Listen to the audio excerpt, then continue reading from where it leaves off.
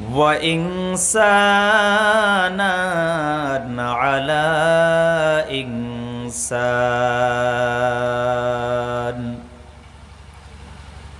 ونشهد أن لا إله إلا الله وحده لا شريك له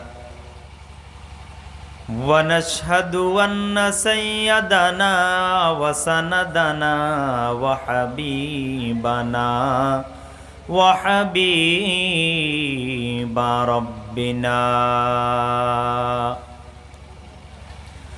وطبيبنا وطبيب قلوبنا وأولانا ومولانا محمد صلى الله تعالى عليه وعلى آله وأصحابه وأزواجه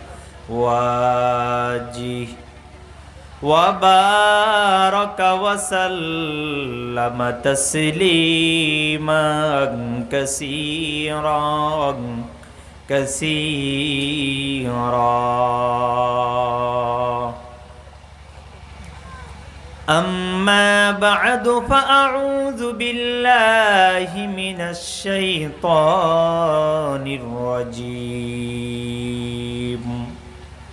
بسم الله الرحمن الرحيم قد أفلح المؤمنون الذين هم في صلاتهم خاشعون والذين هم عن اللغو معرضون والذين هم للزكاة فاعلون وقال نبي الله صلى الله عليه وسلم الصلاة معراج المؤمنين وقال صلى الله عليه وسلم من قامها وأداهن لوقتهن كان له على الله أحد أن يغفر له أو كما قال النبي عليه الصلاة والسلام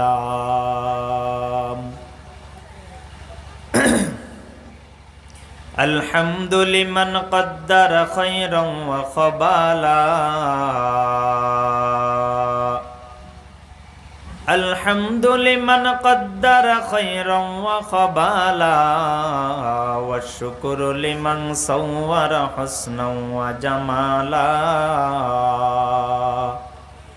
والشكر لمن صور حسنا وجمالا فرد صمد عن صفة الخلق بريء ربنا أزلي خلق الخلق كمالا ربنا أزلي خلق الخلق كمالا لا زد ولا ند ولا حد لمولاه الآن كما كان ولم يلق زوالا الآن كما كان ولم يلق زوالا لا إله إلا الله لا إله إلا الله সকলে প্রাণ খুলে মহান মালিকের জিকির করে লা ইলাহা ইল্লাল্লাহ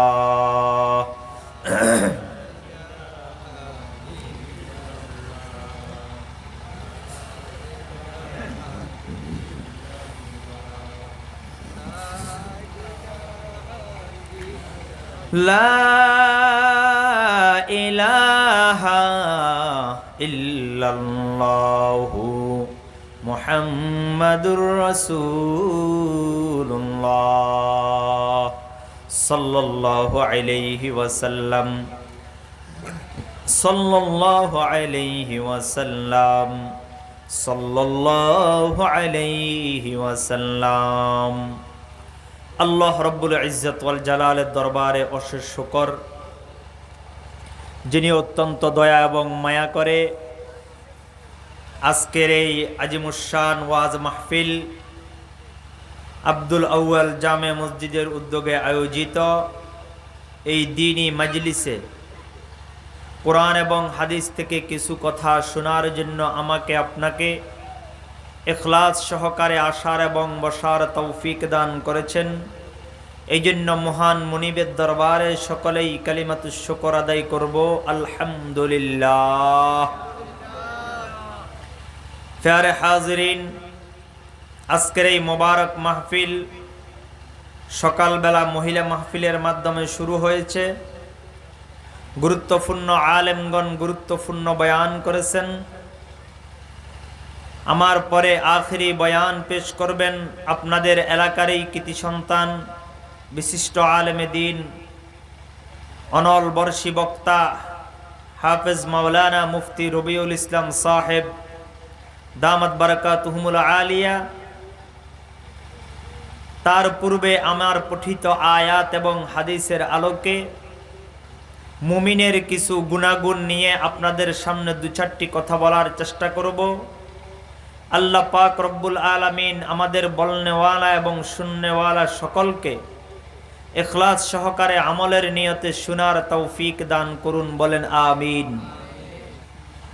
প্যারে হাজিরিন, আমি আপনাদের সামনে কুরআনুল কারীমের 18 নম্বর পারার শুরুতে একটি সূরা আছে, সূরাতুল মুমিনুন। সূরাতুল মুমিনুনের প্রথম কয়েকটি আয়াতে আল্লাহ রাব্বুল আলামিন দুনিয়ার মানুষদেরকে, দুনিয়ার মুমিন বান্দাবান্দীদেরকে খাঁটি ইমানদার হওয়ার জন্য কিছু আলামত এবং কিছু বৈশিষ্ট্যের আলোচনা করেছেন। সূরাতুল মুমিনুনের শুরুতে আল্লাহ রাব্বুল আলামিন দুনিয়ার যে সকল মানুষ ইচ্ছা করে যে আমি খাঁটি মুমিন হব, যে সকল নারী ইচ্ছা করবে যে আমি খাঁটি ইমানদার হতে চাই, তাদের জন্য আল্লাহ পাক রব্বুল আলামিন 7টা বিশেষ গুণের আলোচনা করেছেন। যাদের মাঝে এই 7টা গুণ এবং বৈশিষ্ট্য থাকবে, আল্লাহ পাক রব্বুল আলামিনের ভাষায় তারা হলো খাঁটি মুমিন। শুধু মুমিন নয়, তারা হলো সফল মুমিন, বলেন সুবহানাল্লাহ। আমরা সকলে খাঁটি মুমিন হতে চাই কি চাই না? আমরা সকলে সফল ইমানদার হতে চাই কি চাই না? পরকালে নাজাত আমাদের প্রয়োজন আছে না নাই?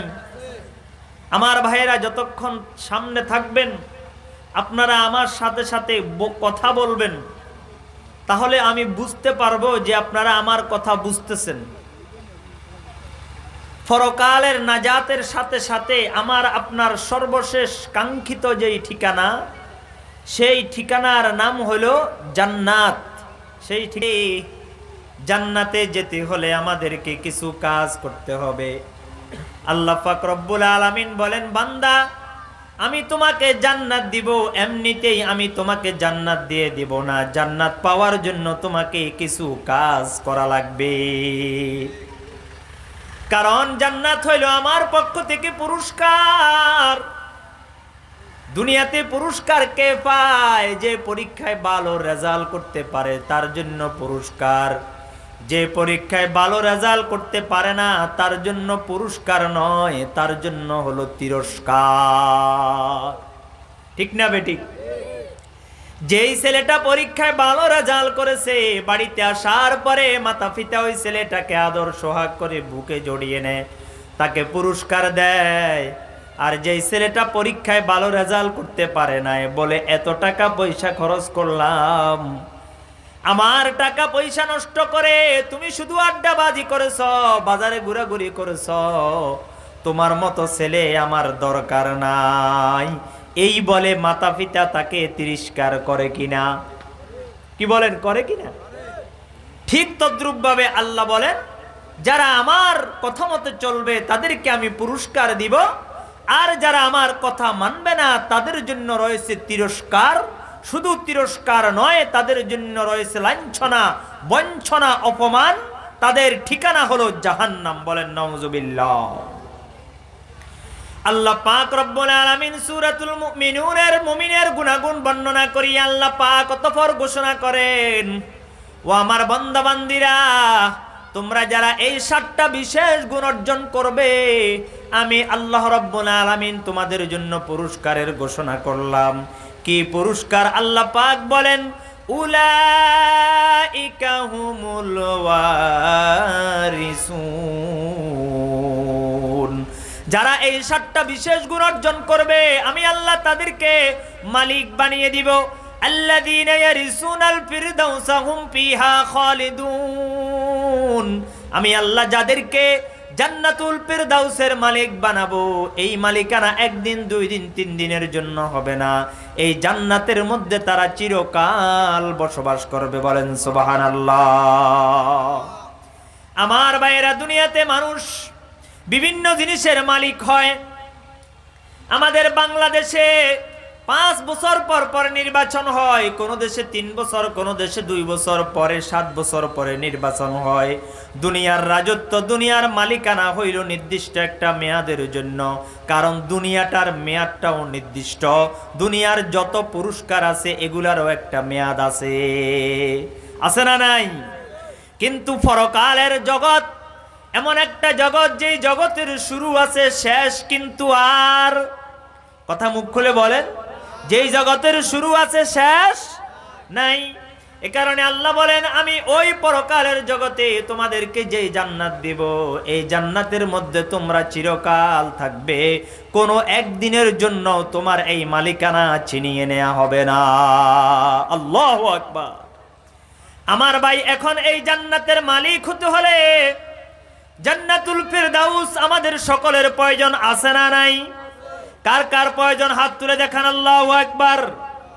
বলেন, আল্লাহ আপনি আমাদেরকে জান্নাতুল ফিরদাউসের মালিক বানিয়ে দিন। বলেন আমিন। যারা জান্নাতুল ফিরদাউসের মালিকানা চাইবে, তাদেরকে 7টা বিশেষ গুণ অর্জন করতে হবে। 1 নাম্বার গুণ, নামাজকে যথাযথভাবে রাসূলের তরিকায় আদায় করতে হবে। 2 নাম্বার গুণ, অনর্থক অহেতুক কাজকর্ম থেকে বিরত থাকতে হবে। 3 নাম্বার গুণ, লজ্জাস্থানের হেফাজত করতে হবে। 4 নাম্বার গুণ, যাকাত আদায় করতে হবে। 5 নাম্বার গুণ, আমানত রক্ষা করতে হবে। 6 নাম্বার গুণ, ওয়াদা পূরণ করতে হবে। 7 নাম্বার গুণ, নামাজকে সঠিক সময়ে আদায় করতে হবে। আল্লাহ বলেন, যারা এই 7টা গুণ অর্জন করবে, আমি আল্লাহ পাক রব্বুল আলামিন ঘোষণা করলাম, কদ আফলাহাল মুমিনুন, তারাই হলো সফল মুমিন। যারা এই 7টা বিশেষ গুণ অর্জন করবে, তারা হলো সফল মুমিন। আমার ভাই, দুনিয়াতে সবাই কাজ করে। একজন ব্যবসায়ী, সে সফল হতে চায় কি চায় না? একজন কৃষক জমিনে বীজ বপন করে সফল হতে চায় কি চায় না? একজন রাজনীতিবিদ রাজনীতি করে সফল হতে চায় কি চায় না? দুনিয়ার সবাই সফলতা চায়। আল্লাহ বলেন, যে সকল মুমিন সফলতা কামনা করবে, তাদেরকে এই বিশেষ 7টা গুণ অর্জন করতে হবে। যারা এই 7টা বিশেষ গুণ অর্জন করবে, ওই সকল মুমিনদেরকে আমি আল্লাহ সফল মুমিন হিসাবে ঘোষণা করলাম। তারা মরতে দেরি জান্নাতুল ফিরদাউসের মালিকানা তাদের জন্য আমি আল্লাহ তৈরি করে রেখেছি। বলেন সুবহানাল্লাহ। আল্লাহ আমাদেরকে কি দিবেন বলেন? জান্নাতুল ফিরদাউস। জান্নাত কয়টা? কথা বলেন ভাই, জান্নাত কয়টা? 8টা জান্নাত। ও মুসলমান, আজকে মুসলমান অনেক কিছু জানে। দুনিয়ার ক্রিকেট খেলা কে ভালো জানে? ফুটবল খেলা কে ভালো জানে?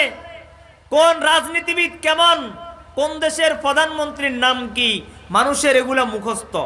কিন্তু পরকাল সম্পর্কে যখন প্রশ্ন করবেন, তখন আমাদের আর মুখ চলে না। ঠিক না বেটি? আল্লাহ পাক রব্বুল আলামিন বলেন, আমি 8টা জান্নাত তোমাদের জন্য তৈরি করলাম। 8টা জান্নাতের প্রত্যেকটার মর্যাদা হবে আলাদা আলাদা। 8টা জান্নাতের প্রত্যেকটার শান হবে ভিন্ন ভিন্ন। 8টা জান্নাতের জন্য 8টা দরওয়াজাও কিন্তু আমি তোমাদের জন্য তৈরি করে রেখেছি। তোমার নেক কাজ যত সুন্দর হবে, নেক কাজ যত বেশি হবে আর ভালো হবে, তোমার নেক কাজ অনুযায়ী আমি আল্লাহ তোমাকে জান্নাতে প্রবেশ করাবো। আল্লাহ পাক রব্বুল আলামিন বলেন, কদ আফলাহাল মুমিনুন, সফল কান মুমিন হইল তারা, আল্লাযীনা হুম ফি সালাতিহিম খাশিউন। সফল মুমিনের এক নাম্বার গুণ হলো মুমিন নামাজের মধ্যে বিনয়ী হয়, রাসূলের তরিকা মতে সেই নামাজটাকে আদায় করে। যথা নিয়মে নামাজ আদায় করা এক নাম্বার গুণ। মুখ খুলে বলেন, এক নাম্বার গুণের নাম কি? যথা নিয়মে নামাজ আদায় করা। শুধু নামাজ আদায় করা নয়, যথা নিয়মে নামাজ আদায় করা। খুশু খুদুন এটা আরবি শব্দ। খাশিউনের অনেক ব্যাখ্যা, সহজ ব্যাখ্যা হলো রাসূলের তরিকায় নামাজ আদায় করা। কার তরিকায় নামাজ আদায় করব? মুখ খুলে বলেন, কার তরিকায়? রাসূলের তরিকা। যারা নামাজের মধ্যে বিনয়ী হবে, খুশু খুজুর সাথে যারা নামাজ আদায় করবে, অর্থাৎ আপনি নামাজের মধ্যে দাঁড়িয়েছেন, এই নামাজকে যেভাবে আল্লাহর পয়গম্বর আদায় করার জন্য বলেছেন, সল্লু কামা রাআইতুমুনি উসাল্লি, নবী বলেন তোমরা নামাজ পড়ো যেভাবে আমি নবীকে নামাজ আদায় করতে তোমরা দেখেছ। আমার দাঁড়ানো যদি রাসূলের তরিকা হয়, আমার হাত তোলা রাসূলের তরিকায় যদি হয়, আমার রুকু সেজদা যদি রাসূলের তরিকা মতো হয়ে যায়, আমার তাসবিহ তাহলিল যদি রাসূলের তরিকা মতো হয়, আমার কিরাআত যদি রাসূলের তরিকায় হয়, আমার সালাম পিরানো যদি রাসূলের তরিকা হয়, আমার নামাজের একাগ্রতা মনোযোগ যদি রাসূলের মতো আমি রাখার জন্য চেষ্টা করি। রাসূল বলেন তুমি যখন নামাজের মধ্যে দাঁড়াবে, আল্লাহু আকবার বলবে, এই তাকবীরের নাম হলো তাকবীরে তাহরিমা। অর্থাৎ এই তাকবীর বলার পরে দুনিয়াবি সকল কাজ, দুনিয়াবি সকল চিন্তা তোমার জন্য হারাম হয়ে যায়। নামাজে যেই তাকবীর বলে আমরা নামাজ শুরু করি, এই তাকবীরের নাম কি বলেন? তাকবীরে তাহরিমা। অর্থাৎ এই তাকবীর বলার পরে দুনিয়াবি কাজ, দুনিয়াবি চিন্তা করা জায়েজ নাকি হারাম? মুখ খুলে বলেন, জায়েজ নাকি হারাম? হারাম। এখন তাকবীরে তাহরিমার পরে আপনি ডানে বামে তাকাবেন, অনুমতি আছে নিনি? আপনি কথা বলবেন, অনুমতি আছে? আপনি উপরের দিকে তাকাবেন, নিচের দিকে তাকাবেন, অনুমতি আছে? আপনার পাশে কে কথা বলতেছে এটাও আপনি শুনবেন, অনুমতি নাই। যারা সঠিকভাবে নামাজ আদায় করবে তারা নামাজের মধ্যে এগুলা করে না। নামাজের মধ্যে জামা কাপড় নিয়ে খেলাধুলা করে না। নামাজের মধ্যে একজন আরেকজনের সাথে ধাক্কাধাক্কি করে না। নামাজের মধ্যে রাসূলের খেলাফ কোনো কাজ করে না। রাসূল আকরাম সাল্লাল্লাহু আলাইহি ওয়াসাল্লাম বলেন, মান আতাম্মা খুশুআহুন্না ওয়া আতাম্মা রুকুআহুন্না ওয়া সুজুদাহুন্না মান সাল্লাহুন্না লিওয়াক্তিহিন্না। আল্লাহর পয়গম্বর বলেন 5 ওয়াক্ত নামাজ, খামসু সালাওয়াতিন ইফতারাজাহুন্নাল্লাহু আলাল ইবাদ। রাসূল বলেন, এরা আমার উম্মত, আল্লাহ পাক রব্বুল আলামিন মেরাজের রাত্রিতে আমি নবীকে আল্লাহ পাকের আরশে নিয়ে 50 ওয়াক্ত নামাজ দান করেছিল। ওই 50 ওয়াক্ত নামাজ নিয়ে আমি যখন দুনিয়াতে আসতেছিলাম, প্রতিমধ্যে পয়গম্বর মুসা আলাইহিস সালামের সাথে আমার সাক্ষাৎ হলো। মুসা আলাইহিস সালাম আমাদের নবীকে ডাক দিয়া বলে, ও সাইয়্যিদুল মুরসালিন, ও ইমামুল আম্বিয়া, আপনি যদিও নবীদের পয়গম্বর, আপনি যদিও ইমামুল মুরসালিন, তবে আপনার চেয়ে আমার অভিজ্ঞতা অনেক বেশি। আমি আপনার আগেই দুনিয়ার নবী ছিলাম। আমার মন বলতেছে আপনার আখেরি জমানার উম্মতেরা 50 ওয়াক্ত নামাজ আদায় করতে পারবে না।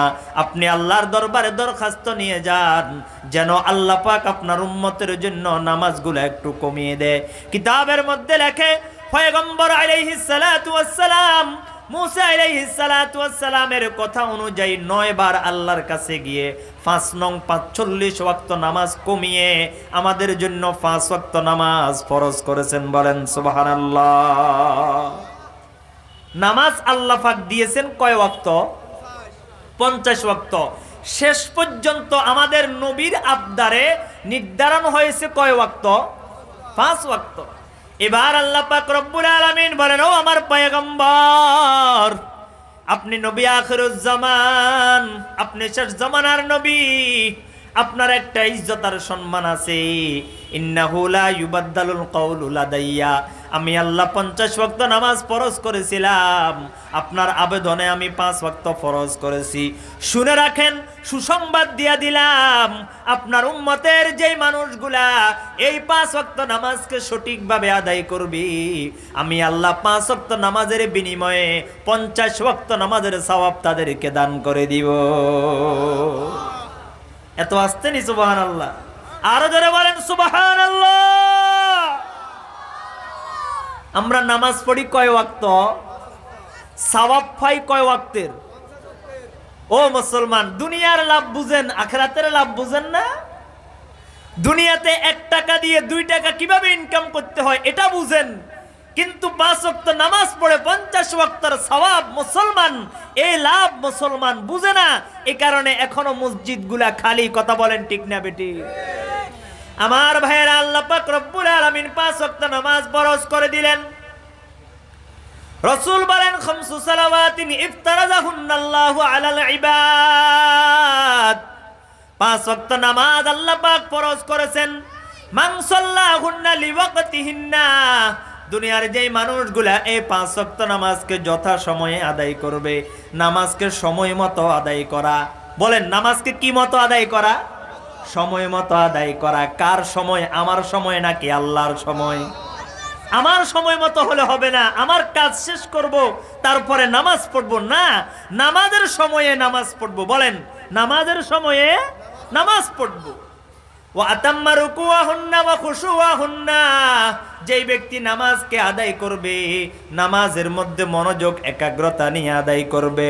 ওয়া আতাম্মা রুকুআহুন্না ওয়া খুশুআহুন্না কানা লাহু আলাল্লাহি আহাদুন আন ইয়াগফিরা লাহু, যেই ব্যক্তি নামাজের মধ্যে মনোযোগ দিবে, যেই ব্যক্তি নামাজের মধ্যে দাঁড়িয়ে আল্লাহকে স্মরণ করবে, নামাজের মধ্যে দাঁড়িয়ে বলবে, আল্লাহ আমি এখন আপনার সামনে আছি। রাসূল বলেন, কাআন্নাকা তারা, নামাজের মধ্যে দাঁড়িয়ে তুমি মনের মধ্যে এমন ভাবে আল্লাহকে জায়গা দাও যেন তুমি আল্লাহকে দেখতেছো। ফা ইন লাম তাকুম তারাহু, যদি এমন অবস্থা তোমার না হয়, তুমি নামাজের মধ্যে আল্লাহকে দেখতে না পাও, ফা ইন্নাহু ইয়ারাক, মনের মধ্যে এই বিশ্বাস স্থাপন করো, আল্লাহ কিন্তু আসমান থেকে তোমাকে দেখতেছি। ঠিক না বেটি? নামাজের মধ্যে দাঁড়িয়ে মনকে একাগ্র চিত্তে রেখে এরপরে নামাজ শুরু করো।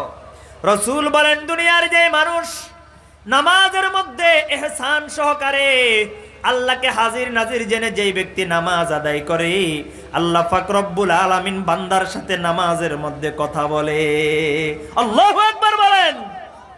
নামাজের মধ্যে বান্দা কার সাথে কথা বলে? আল্লাহর সাথে। বলে, ভাই আমি তো কোনোদিন আল্লাহর সাথে কথা বলতে পারি নাই। ও ভাই, রাসূল বলেছেন, as-সালাতু মি'রাজুল মুমিনিন, নামাজ হলো মুমিনের মেরাজ। অর্থ কি? রাসূল যেরকম ভাবে সরাসরি আল্লাহ পাকের আরশে গিয়া আল্লাহর সাথে কথা বলেছেন, দুনিয়ার কোনো মানুষ যদি দুনিয়া থেকে আল্লাহর সাথে কথা বলতে চায়, সেই যেন নামাজের মধ্যে দাঁড়িয়ে যায়। আল্লাহু আকবার। আল্লাহর সাথে কথা বলতে হলে কোথায় যাবেন? মসজিদে। আরে কথা বলেন, আল্লাহর সাথে কথা বলার জায়গা কোথায়? মসজিদে। নামাজের মধ্যে যখন দাঁড়াবেন, আল্লাহ বলেন, আমি তোমার প্রত্যেকটা কথার উত্তর দিয়ে থাকি। ও আমার ভাইয়েরা, আল্লাহর পয়গম্বর আমাদেরকে হাদিস জানিয়ে গেছেন, বান্দা যখন নামাজের মধ্যে বলে আলহামদুলিল্লাহি রাব্বিল আলামিন, আমার আল্লাহ কিন্তু আরশ থেকে ডাক দিয়ে বলে, হামিদানি আব্দি। ও আমার ফেরেশতারা, তাকিয়ে দেখো, এই মানুষকে বানানোর জন্য তোমরা আমাকে বাধা দিয়েছো। আজকে তাকিয়ে দেখো না, এই মানুষটা দুনিয়ার কাজকর্ম সব কিছু বাদ দিয়া এই পৌষ মাসের কনকনে শীতের ভিতরে হাত পানির মধ্যে হাত দিলে মনে হয় হাতটা কেটে যাবে। ফজরের সময় মুয়াজ্জিনের আল্লাহু আকবার শুনিয়া আরামের খেতা বালিশ কম্বল লেপ তোশক ছাড়িয়া, ঘরের উন্নত বিছানা বা চাদর ছাড়িয়া আমাকে খুশি করার জন্য, আমাকে খুশি করার জন্য মসজিদে চলে এসেছে। করতেছে। মসজিদে এসে এবার নামাজের মধ্যে দাঁড়িয়ে বলতেছে আলহামদুলিল্লাহি রাব্বিল আলামিন। ও আমার ফেরেশতারা দেখো না আমার বান্দা কত সুন্দর করে আমার প্রশংসা করে। আলহামদুলিল্লাহি রাব্বিল আলামিন, সমস্ত প্রশংসার একমাত্র মালিক কে? আমি যখন নামাজের মধ্যে দাঁড়িয়ে বলি আলহামদুলিল্লাহি রাব্বিল আলামিন, আল্লাহ তখন আসমান থেকে ডাক দিয়া বলে হামিদানি আব্দি। ও আমার ফেরেশতারা সাক্ষী থাকো, এই কনকনে শীতের রজনীতেও বান্দা আমাকে ভুলে নাই। এই কনকনে শীতের রজনীতে কেউ কারো ডাকে সাড়া দেয় না, কেউ কারো কাছে যায় না, সবাই যার যার ঘরে অবস্থান করে। কিন্তু এই বান্দা আমার প্রেমে পাগল হইয়া আজকে মসজিদের মধ্যে গিয়া বলতেছে আলহামদুলিল্লাহি রাব্বিল আলামিন। আমি তার প্রশংসাও করলাম। হামিদানি আব্দি, আমার বান্দা আমার প্রশংসা করেছে, আমার বান্দার উপরে আমি খুশি হয়ে গেছি। এরপরে বান্দা যখন বলে আর রহমানির রহিম, নবী বলেন সাথে সাথে আল্লাহ পাক রব্বুল আলামিন আসমান থেকে উত্তর দিয়া দেন আসনা আলাইয়া আবদি। দেখো না দেখো না আমার বান্দা তার জবান দিয়া কত সুন্দর সুন্দর করে আমার নামের প্রশংসা করে। আল্লাহু আকবার, আল্লাহু আকবার। ও ভাই, আমি একটা বলি আল্লাহ আরেকটা বলে, আমি একটা বলি আল্লাহ আরেকটা বলে, এভাবে সূরা ফাতিহা শেষ করে আপনি যখনই সামনের দিকে যত সূরা পড়তে থাকেন আপনার প্রত্যেকটা আয়াতের উত্তর দেন কে? কে উত্তর দেন? মুখ খুলে বলেন আল্লাহ। তে আল্লাহর সাথে যদি আমি কথা বলতে ভালো না লাগে, দুনিয়ার প্রেমিক প্রেমিকার কথার মজা বুঝেছেন, রাজনৈতিক নেতার বক্তব্যের মজা বুঝেছেন, দুনিয়ার চা দোকানের আড্ডার মজা বুঝেছেন, আপনি যদি নামাজের মজা বুঝতেন একদিনও আপনি সেজদা করা ব্যতীত ঘরের মধ্যে আপনি শুয়ে থাকতে পারতেন না। কথা বলেন ঠিক না বেটি? এ কারণে আল্লাহ পাক রব্বুল আলামিন বলেন খাঁটি মুমিন যদি হতে চাও এক নম্বরের গুণ অর্জন করো আল্লাযীনা হুম ফি সলাতিহিম খাশিউন। একাগ্র চিত্তে হাজির নাজির জেনে আমি আল্লাহর দরবারে তুমি সেজদা করো। দুনিয়ার একটা সেজদা আল্লাহর কাছে কত দাম। রাসূল বলেন সিজদাতুন ওয়াহিদাতুন খায়রুম মিনাদ দুনিয়া ওয়া মা ফিহা। একটা মাত্র সেজদা, সেজদার মতো যদি সেজদা আপনি করতে পারেন, এই একটা সেজদার দাম আল্লাহর কাছে দুনিয়া এবং আসমান এবং জমিনে, অর্থাৎ পুরা দুনিয়াতে যা কিছু আছে সব কিছুর চাইতে উত্তম। বলেন সুবহানাল্লাহ। ইন্না আকরাবা মা ইয়াকবুদু ইনদা রাব্বিহি ইনদাহু সাজিদ। রাসূল বলেন দুনিয়ার মানুষ যদি আল্লাহকে নিকটে পেতে চায়, দুনিয়ার মানুষ যদি আল্লাহকে আপন বানাইতে চায়, আল্লাহকে আপন বানানোর একটাই মাধ্যম, সেটা হলো আল্লাহর দরবারে সিজদা করা।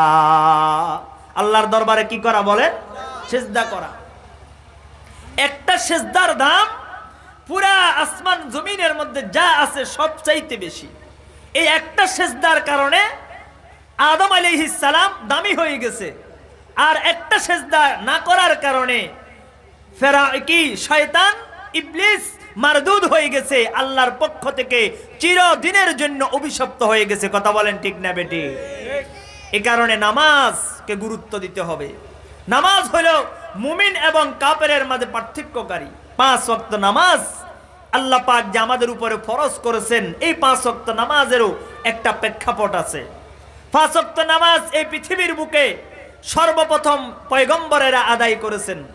কিতাবের মধ্যে ইতিহাস এসেছে হযরতে আদম আলাইহিস সালাতু ওয়াস সালাম সর্বপ্রথম এই দুনিয়াতে ফজরের নামাজ আদায় করেছেন 2 রাকাত। জোরে বলেন সুবহানাল্লাহ। আমাদের জাতি আদি পিতা হযরতে আদম এবং হাওয়া আলাইহিস সালাম আল্লাহ পাক রব্বুল আলামিন যখন জান্নাত থেকে বের করে দিলেন, হযরতে আদম আলাইহিস সালাতু ওয়াস সালাম হলেন মক্কার জমিনে, আর মা হাজেরা পড়ে গিয়ে পড়লেন শ্রীলঙ্কার জমিনে। দুইজনে দুই দেশের মধ্যে অবস্থান করতেছে। রাত্রিবেলায় অন্ধকার, রাত্রিবেলায় জান্নাত থেকে বের করে দিলেন অন্ধকার। দুনিয়াতে এসে কোনো মানুষ নাই, কোনো কেউ নাই, কোনো পশু পাখি নাই, কোনো কিছুই নাই, নাই কিছুই নাই। তারাই হলো এই পৃথিবীর প্রথম মানব। তাদের মনের মধ্যে বড় ভয়, বড় চিন্তা আর টেনশন নিয়ে রাত্রি যাপন করতেছেন। এরপরে দেখতে পেলেন কিছুক্ষণ পরে আলো দেখা যাইতেছে, দুনিয়াটা আস্তে আস্তে আলোকিত হইতেছে, সূর্য উঠতেছে আর আস্তে আস্তে আলো বাড়তেছে। আলোটা দেখিয়া আদম আলাইহিস সালাতু ওয়াস সালাম আনন্দে আত্মহারা হয়ে গেলেন। সাথে সাথে ওযু করিয়া আল্লাহ পাক রব্বুল আলামিনের দরবারে 2 রাকাত নামাজ আদায় করলেন। আল্লাহ বলে, ও উম্মতে মুহাম্মাদিয়া, এই যে আমার পয়গম্বর নবী আদম এই সময়ে 2 রাকাত নামাজ পড়েছে, তোমরাও প্রতিদিন এই সময়ে 2 রাকাত নামাজ পড়বা। আমি তোমাদের জন্য ফজরের 2 রাকাত নামাজ ফরজ করে দিলাম। সুবহানাল্লাহ বলে। তাহলে সর্বপ্রথম ফজরের নামাজ পড়ছেন কে? হযরত আদম আলাইহিস সালাম। এরপরে পৃথিবীর বুকে সর্বপ্রথম যোহরের নামাজ পড়েছেন হযরত ইব্রাহিম আলাইহিস সালাতু ওয়াস সালাম। আমাদের জাতি পিতা নবিয়ুনা ইব্রাহিম আলাইহিস সালাতু ওয়াস সালাম শেষ বয়সে 90 বছর বয়সে একটা সন্তান পেয়েছেন। ওই সন্তানের নাম কি ছিল? মুখ খুলে বলেন না ভাই, কি ছিল? ইসমাইল আলাইহিস সালাতু ওয়াস সালাম। হযরত ইসমাইল আলাইহিস সালাতু ওয়াস সালাম পেয়ে বড় খুশি। ইব্রাহিম এবং মা হাজেরা দুইজনে বড় আনন্দে দিন যাইতেছে। হঠাৎ করে আল্লাহ পাকের হুকুম হয়ে গেল, ও পয়গম্বর ইসমাইলকে আমার রাস্তায় কুরবানি করো। অনেক লম্বা কথা। হযরত ইব্রাহিম আলাইহিস সালাম দুপুর বেলায় হযরত ইসমাইলকে নিয়ে জবে করার জন্য, কুরবানি করার জন্য রওনা হয়ে গেলেন। তার মাথার মধ্যে 4টা চিন্তা ছিল, 4টা টেনশন ছিল।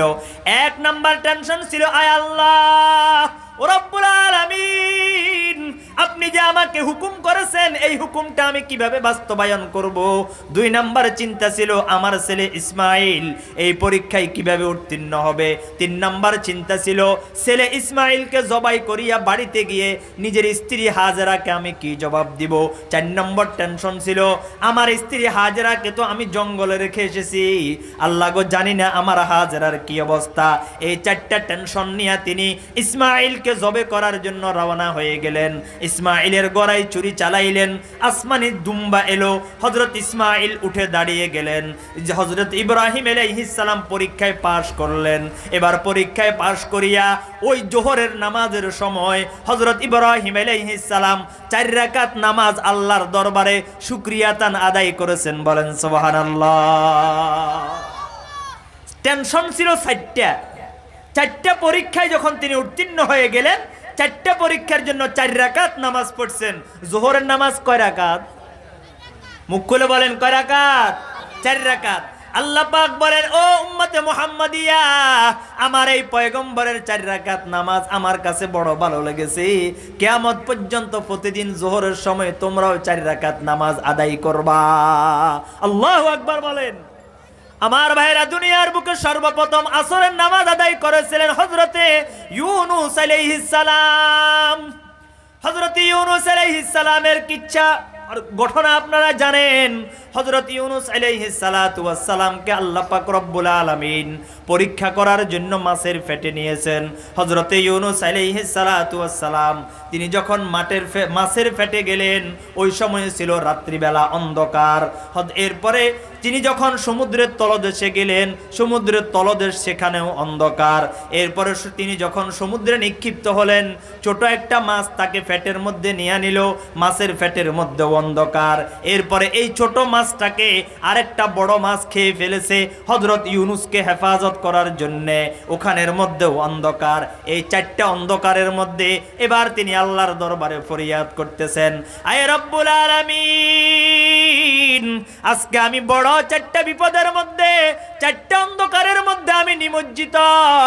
একে তো রাত্রিবেলার অন্ধকার, দ্বিতীয়ত সমুদ্রের তলদেশের অন্ধকার, তৃতীয়ত প্রথম মাছের পেটের অন্ধকার, দ্বিতীয়ত বড় মাছটার পেটের অন্ধকার। এই 4টা অন্ধকার থেকে আল্লাহ গো আপনি আমাকে নাজাত দান করেন।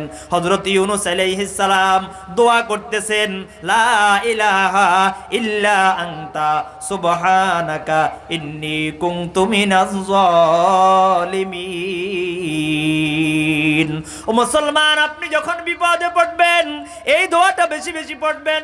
হযরত ইউনূস এই দোয়াটা পড়তেছেন আর আল্লাহর দরবারে ফরিয়াদ করতেছেন।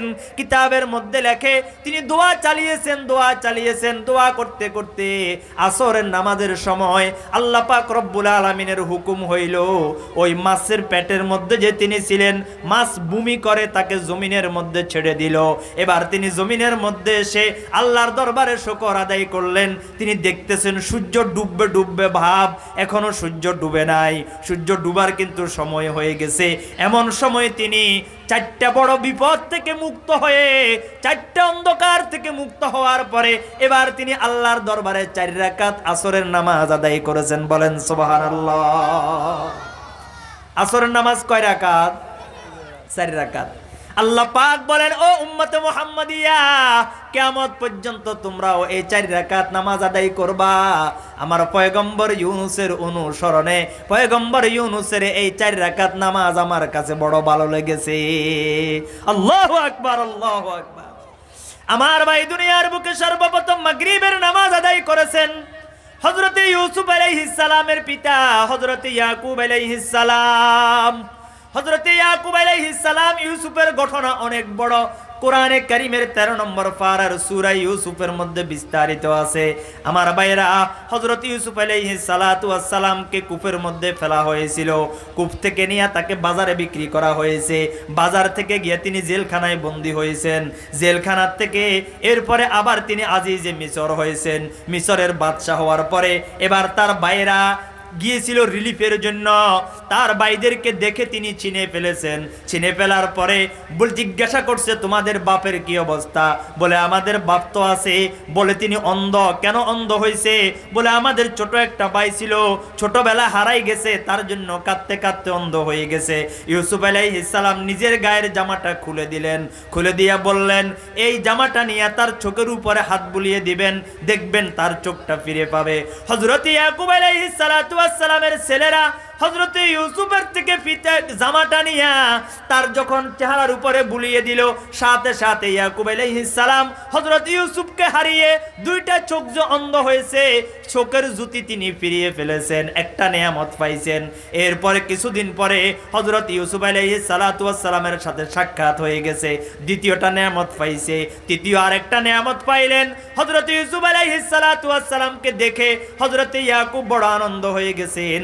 আমার ছেলেকে আমি ছোটবেলায় যেই মিল্লতের উপরে আমি তাকে রেখে দিয়েছিলাম, এখনো সেই মিল্লতের উপরে, এখনো সেই ঈমানের উপরে, আকীদার উপরে অটল অবিচল আছে।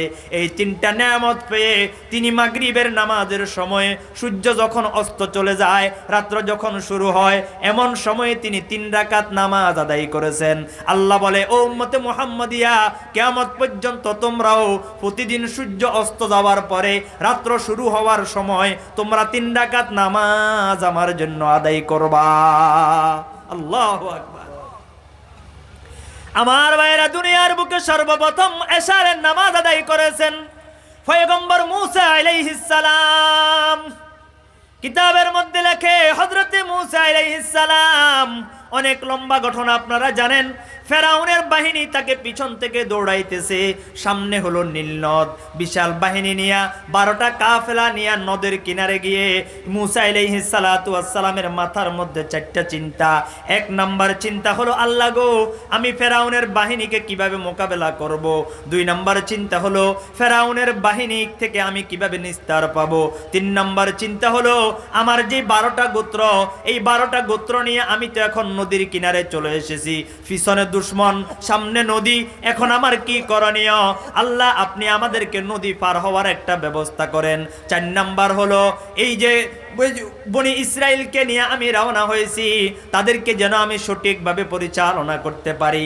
এই 4টা টেনশন নিয়ে আল্লাহ পাকের দরবারে ফরিয়াদ করেছেন। আল্লাহ পাক রব্বুল আলামিন মূসাকে হুকুম করলেন, পয়গম্বর মূসা, আপনি এখনই দেরি না করে আপনি সাগরের মধ্যে ঝাঁপ দেন। নদীর মধ্যে রাস্তা তৈরি হয়ে গেল।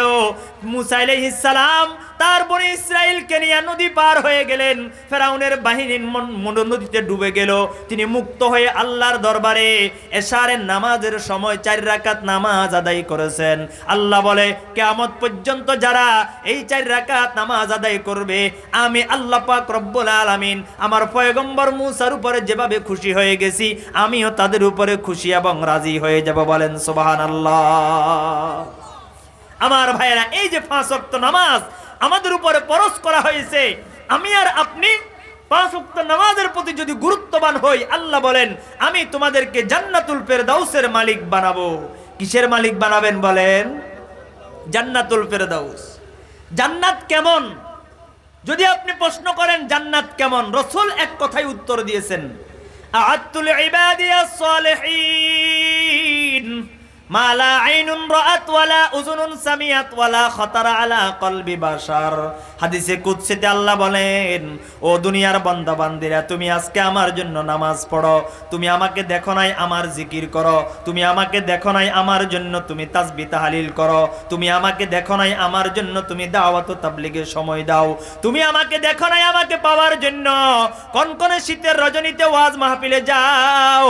ও বান্দা, আমি তোমাকে কি দিব শুনে নাও, আ'আদতুল ইবাদিয়াস সালিহিন, আমার নেককার বান্দা বান্দির জন্য আমি এমন জান্নাত তৈরি করে রেখেছি, মালা আইনুন রাআত, যে জান্নাত দুনিয়ার কোনো মানুষ কোনোদিন চোখে দেখে নাই, ওয়ালা উযুনুন সামিআত, এত সুন্দর জান্নাত হতে পারে এমন জান্নাতের আলোচনাও তোমরা কোনোদিন শুনো নাই, ওয়ালা খাতারা আলা কলবি বাশার, এবং কত সুন্দর জান্নাত হতে পারে এটা কোনোদিন তোমরা কল্পনাও করতে পারবে না। বলেন সুবহানাল্লাহ। আমার ভাইয়েরা, আল্লাহর পয়গম্বর বলেন, জান্নাতে যখন আমি আর আপনি প্রবেশ করব, জান্নাতের প্রবেশ মুখে আল্লাহ পাক রব্বুল আলামিন একটা শরবত আমাদেরকে পান করাবেন, যেই শরবত পান করার পরে আমাদের শরীরের সমস্ত রোগ ব্যাধি চলে যাবে, আমাদের শরীরটা 18 বছরের টকবগে যুবক হয়ে যাবে, আমাদের শরীরের মধ্যে কি নতুন নতুন সুন্দর চামড়া চলে আসবে। আর এই শরবতটা পান করার পরে আমরা জান্নাতে প্রবেশ করার সাথে সাথে ফেরেশতারা আমাদেরকে অভিবাদন জানাবে, সালামুন আলাইকুম তিবতুম ফাদখুলুহা খালিদিন। জান্নাতে প্রবেশ করার পরে জান্নাতের হুর ও গিলমান আমাদেরকে সালাম দিবেন। সালাম কি দিবেন বলেন? তাহলে সালামটা শুধু দুনিয়াতে আছে নাকি জান্নাতেও আছে? সালাম দিবেন নি আপনারা? সালাম দেওয়া নবীর সুন্নত। বলেন, সালাম দেওয়া নবীর সুন্নত। সালাম দেওয়া সুন্নত, তবে উত্তর দেওয়া ওয়াজিব। উত্তর দেওয়া কি বলেন? ওয়াজিব। আজকে আমাদের সমাজে সালাম নাই, হানাহানি, মারামারি, কাটাকাটি, রাজনৈতিক প্রতিহিংসা আমাদের সমাজের মধ্যে আছে না নাই? রাসূল বলেন, তুই কেউ যদি কাউকে সালাম দেয়, সালাম তাদের মধ্যে ভালোবাসা মহব্বত তৈরি করে। আপনি এক দল করেন, সে আরেক দল করে, দেখা হয়েছে সালাম দেন, দূরত্ব দূর হয়ে যাবে। স্বামী আর স্ত্রী মিল মহব্বত নাই, ঘরে ঢুকতে সালাম দেন, যাকেই দেখবেন তাকে সালাম দিবেন, ছোট বড় কোনো পার্থক্য করা যাবে না। নবীর একজন সাহাবী ছিলেন, তিনি প্রতিদিন বাজারে যাইতেন শুধু সালাম দেওয়ার জন্য, কারণ নবী বলেছেন, যেই ব্যক্তি প্রতিদিন 70 জন মানুষকে সালাম দিবে, ওই ব্যক্তিকে আল্লাহ পাক জান্নাতি হিসেবে ঘোষণা করছেন। বলেন সুবহানাল্লাহ। এই হাদিসটা শোনার পরে সাহাবী প্রতিদিন বাজারে চলে যাইতো আর সালাম দিত। এখন আমাদের মধ্যে সালামের প্রচলন আসেনি? বাপ বলে আমি তো বাপ, ছেলে আমাকে সালাম দিবে। উস্তাদ মনে করে আমি তো উস্তাদ, ছাত্র আমাকে সালাম দিবে। মা মনে করে আমি তো মা, ছেলে আমাকে সালাম দিবে। না না, ছেলে ছাত্র শিক্ষকের কোনো পার্থক্য নাই, ছেলে মেয়ের কোনো পার্থক্য নাই, বরং আমাদের মাঝে থাকতে হবে প্রতিযোগিতা। ছেলে চেষ্টা করবে আমি আগে দিব, বাপে চেষ্টা করবে আমি আগে দিব, মা চেষ্টা করবে আমি আগে দিব, মেয়ে চেষ্টা করবে আমি আগে দিব, শ্বশুর চেষ্টা করবে আমি আগে দিব, পুত্রবধূ চেষ্টা করবে আমি আগে দিব। সালামের জন্য প্রতিযোগিতা থাকতে হবে। ফাস্তাবিকুল খায়রাত, আল্লাহ বলে তোমরা ভালো কাজে প্রতিযোগিতা করো, নেক কাজে তোমরা প্রতিযোগিতা করো। কে কার আগে সালাম দিবে তোমরা এর মাঝে প্রতিযোগিতা করো। এখন সালামের প্রতিযোগিতা আসেনি বলেন? নাই। আমরা বাপ নিয়ে থাকি, ছোট একটা ছেলে সালাম দেয় না, বেয়াদব, মুরব্বি চিনে না, আপনি ভাব নিয়ে আসেন, ভাই ছেলেটা বেয়াদব, চিনে না, বুঝে না, আপনি তাকে শিখানোর জন্য সালাম দেন। আপনি আজকে তাকে সালাম শিক্ষা দেন, আগামীকাল সেই আপনাকে লজ্জায় পড়ে শরমে পড়ে সালাম দিবে। কথা বলেন ঠিক না বেটি? আপনি ভাবনি থাকলে তো হবে না। তো জান্নাতে যাওয়ার পরে জান্নাতের হুর ও গেলমান আমাদেরকে সালাম দিবেন, সালামুন আলাইকুম তিবতুম।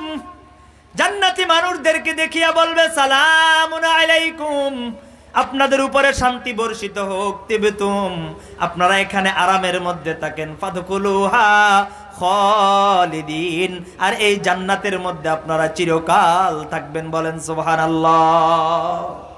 এবার জান্নাতীকে একটা সোফার মধ্যে বসাবে, সোফার মধ্যে বসিয়া তাকে বলা হবে দেখো জান্নাতটা একটু দেখো। জান্নাতি জান্নাতের হুর গেলমান ইয়াকুত জবরজত পাথর দেখিয়া, মণি মুক্তা দ্বারা সজ্জিত বিল্ডিং দেখিয়া সেই বলবে আল্লাহ আলহামদুলিল্লাহিল্লাযী হাদানা লিহাযা। বান্দা তখন জান্নাতের দিকে তাকাবে আর আশ্চর্য হবে, আর আল্লাহর দরবারে শুকর আদায় করবে, ও আমার মাওলা, আমি তো নামাজ এত সুন্দর করিয়া পড়তে পারি নাই, যত সুন্দর জান্নাত তুমি আমাকে দিয়েছো। আমার রোজা এত সুন্দর ছিল না, যত সুন্দর জান্নাত তুমি আমাকে দিয়েছো। আমার কোরআন তেলাওয়াত এত সুন্দর ছিল না, যত সুন্দর জান্নাত তুমি আমাকে দিয়েছো।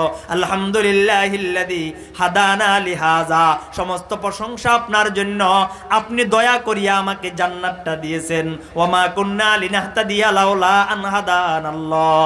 আল্লাহ গো, যদি আপনি দয়া না করতেন এত সুন্দর জান্নাতে যাওয়ার উপযুক্ত আমি বান্দা ছিলাম না। আল্লাহু আকবার বলেন। কি বলেন? আমাদের ইবাদত যে পরিমাণ, এর চেয়ে বেশি সুন্দর দিয়ে আল্লাহ পাক রব্বুল আলামিন আমাদেরকে প্রতিদান দিবেন। কথা বলেন ঠিক না বেটি?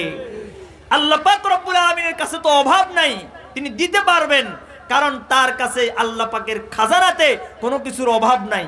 দুনিয়ার মানুষের খাজানা এক সময় শেষ হয়ে যায়, আল্লাহ পাকের খাজানা কোনোদিন কি হবে না, শেষ হবে না। তাহলে বলতেছিলাম মুমিন বান্দাবান্দীদের এক নাম্বার গুণ হবে তারা সঠিক নিয়মে নামাজ আদায় করবে। এখন আজকে আমাদের সমাজে নামাজ নিয়ে বিতর্ক আছে। 1400 বছরের ইতিহাসে আমরা যেভাবে যে তরিকায় যেভাবে নামাজ পড়েছিলাম, এক ইমামের পিছনে একই সিস্টেমে ইমাম সাহেব হাত তুলছেন, আমরাও হাত তুলেছি। ইমাম সাহেব নাভির নিচে হাত বেঁধেছেন, আমরা বেঁধেছি। ইমাম সাহেব সূরা ফাতিহা পড়েছেন, আমরা আস্তে আমিন বলেছি। ইমাম সাহেব রুকুতে গিয়েছেন, রুকুতে যাওয়ার সময় আমরা সঠিকভাবে গিয়েছি। এখন নামাজের মধ্যে বেজাল ঢুকে গেছে। মসজিদের মধ্যে কিছু ব্যক্তি বলে আমিন জোরে না বললে নামাজ হবে না, রুকুতে যাওয়ার আগে হাত না তুললে নামাজ হবে না, ইমামের সাথে ইমামকে অনুসরণ করা যাবে না, ভিতরের নামাজ 3 রাকাত না 1 রাকাত পড়তে হবে, তারাবির নামাজ 20 রাকাত না 8 রাকাত পড়লে হবে। এক শ্রেণীর মানুষ আছে না নাই? আল্লাহ পাক রব্বুল আলামিন ওই ভাইদেরকে হেদায়েত দান করেন। এই ব্যাপারে আলোচনা করতে গেলে দলিল ভিত্তিক অনেক সময়ের প্রয়োজন। শুধু এতটুকু বলবো, আমাদের আগে যে সমস্ত বুজুর্গানে দিন, মুহাদ্দিসিন, উলামায়ে কেরাম, আকাবেরিন চলে গেছে, তারা আমাদের চেয়ে ইসলাম কম বুঝেছে নাকি বেশি বুঝেছে? আচ্ছা, তাদের জমানাতে মানুষ নেককার বেশি ছিল না আমাদের জমানাতে বেশি? তাদের জমানাতে মানুষ কি ছিল? অবশ্যই নেককার বেশি ছিল। খায়রুল কুরুনি করনি সুম্মাল্লাযীনা ইয়ালুনাহুম সুম্মাল্লাযীনা ইয়ালুনাহুম সুম্মাল্লাযীনা ইয়ালুনাহুম। 3টা যুগ ছিল স্বর্ণের যুগ, ওই স্বর্ণের যুগটা চলে গেছে। আমার ভাইয়েরা, সাহাবায়ে কেরাম যেভাবে নামাজ পড়েছেন, রসুল যেভাবে নামাজ পড়েছেন, রসুল জিবরাইল আমিন থেকে যেভাবে শিখেছেন, ওই তরিকায় আমরা নামাজ পড়ি, ওই তরিকায় আমরা ওযু করি। বর্তমানে যদি কোনো শায়েখ, যদি কোনো ইউটিউবের বক্তা, ফেসবুকের বক্তা ডক্টরের ডিগ্রি লাগাইয়া আমাদের কাছে আসিয়া বলে তোমাদের নামাজ হয় না, আমরা বলবো যদি আমাদের নামাজ না হয় তাহলে আমরা এভাবেই উপরে আছি, তোমার নামাজ নিয়ে তুমি থাকো। হাদিসের মধ্যে আসছে, একদিন আল্লাহর নবীকে জিবরাইল আমিন এসে ময়দানে নিয়ে গেছেন। শুনেন, ভালো করে বুঝেন। নিয়ে গিয়া রাসূল আকরাম সাল্লাল্লাহু আলাইহি ওয়াসাল্লামকে বলতেছেন, ইয়া রাসূলুল্লাহ, আপনি কি ওযু করতে জানেন? জিবরাইল, রসুল বলেন, না না, আমি তো ওযু করতে শিখি নাই। জিবরাইল আমিন একটা পাত্রের মধ্যে পানি নিয়ে রসুলকে কিভাবে ওযু করতে হবে ওযু করা শিখাইছেন। সুবহানাল্লাহ বলেন। এরপরে রসুলকে সাথে নিয়ে দাঁড়াইছেন, জিবরাইল আমিন সামনে, রসুল পিছনে। জিবরাইল আমিন 2 রাকাত নামাজ পড়ছেন, রসুল জিবরাইল আমিন থেকে শিখছেন। কি বোঝা গেল? আমরা যেভাবে ওযু করি এই ওযুটাও জিবরাইল আমিন আল্লাহ থেকে শিখে রাসূলকে শিখাইছেন, রাসূল সাহাবায়ে কেরামকে শিখাইছেন, সাহাবায়ে কেরাম তাবেঈনদেরকে শিখাইছেন, তাবেঈনরা তাবেঈনদেরকে শিখাইছেন, তাবেঈনরা মুহাদ্দিসিনদেরকে শিখাইছেন, মুহাদ্দিসিনরা ইমামুল মুজতাহিদিনদেরকে শিখাইছেন, মাযহাবের ইমামরা আকাবিরিন বুজুর্গানে দিনকে শিখাইছেন। আস্তে আস্তে আস্তে আস্তে আমাদের বড় বড় বুজুর্গ হুসাইন আহমদ মাদানী, আল্লামা আহমদ শফি হইয়া, আল্লামা নুরুল ইসলাম আদিব সাহেব হইয়া তাদের হাদিসের দরসে বসিয়া আমরা শিখেছি। সুতরাং আমাদের এই নামাজের একটা ধারাবাহিকতা আছে না নাই?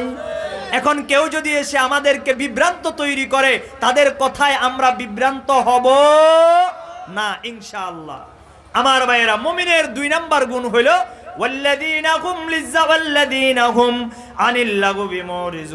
সফলকাম মুমিন হইল তারা যারা অনর্থক কাজ থেকে বিরত থাকে। কি কাজ থেকে বিরত থাকে বলেন?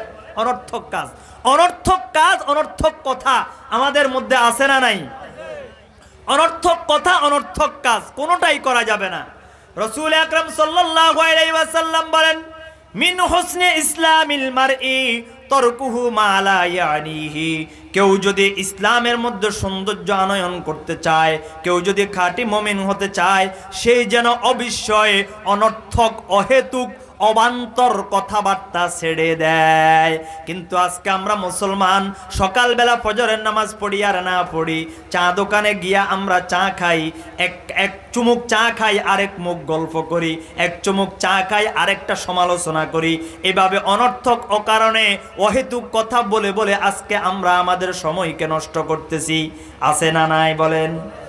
অনর্থক কাজ করিয়া অনর্থক সময় ব্যয় করতেছি। আল্লাহ পাক এই জবান দিয়েছেন আল্লাহকে ডাকার জন্য, এই হায়াত দিয়েছেন আল্লাহর কাজে লাগানোর জন্য, টাকা পয়সা দিয়েছেন আল্লাহর রাস্তায় খরচ করার জন্য। কথা বলেন ঠিক না বেঠিক? এখন আপনি অনর্থক অহেতুক কথা বলে বলে সময়কে নষ্ট করতেছেন। ও আমার ভাইয়েরা, আপনাদেরকে যে আপনি জিজ্ঞেস করি, যদি হাসরের ময়দানে আল্লাহ পাক আমাদের থেকে সময়ের হিসাব নেন, আমরা কেউ কি সময়ের হিসাব দিতে পারবো? রাসূল আকরাম সাল্লাল্লাহু আলাইহি ওয়াসাল্লাম বলেন, কিবলা ইয়াজালু কদামা ইবনে আদম ইয়াউমাল কিয়ামাতি হাত্তা ইউসআলা আন 40। 4টা প্রশ্নের উত্তর দেওয়া ব্যতীত হাসরের ময়দানে যে যেখানে উঠবে সেখানে দাঁড়িয়ে থাকতে হবে। তোর মধ্যে একটা প্রশ্ন হলো সময় সম্পর্কে। আমি তোমাকে যে হায়াত দিয়েছিলাম, এই হায়াতকে তুমি কোন কাজে লাগিয়েছো? ও আমার ভাইয়েরা, আমি অনর্থক কথা বললে কোনো লাভ নাই, কিন্তু একবার সুবহানাল্লাহ যদি আমি বলি, সুবহানাল্লাহি আযামু মিন উহুদিন, আল্লাহর নবী বলেন একবার সুবহানাল্লাহ যদি কেউ বলে তাহলে এই উহুদ পাহাড়ের চেয়েও বেশি পরিমাণের সওয়াব আল্লাহ পাক তার আমলনামার মধ্যে জমা করিয়া দেন। বলেন সুবহানাল্লাহ। আরেক হাদিসে রাসূল বলেন, বান্দা যখন একবার সুবহানাল্লাহ বলে, আল্লাহ পাক রব্বুল আলামিন জান্নাতের মধ্যে বান্দার জন্য একটা বৃক্ষ তৈরি করেন, যেই বৃক্ষের নিচে একটা তেজস্বী ঘোড়া ঘোরাফেরা করতে 50,000 বছর সময় লাগবে। বলেন সুবহানাল্লাহ। এই যে আমি এখন বলছি সুবহানাল্লাহ, জান্নাতে একটা গাছ লাগানো হয়ে গেছে, আবার বলেন সুবহানাল্লাহ। আরেকটা লাগানো হয়ে গেছে, আবার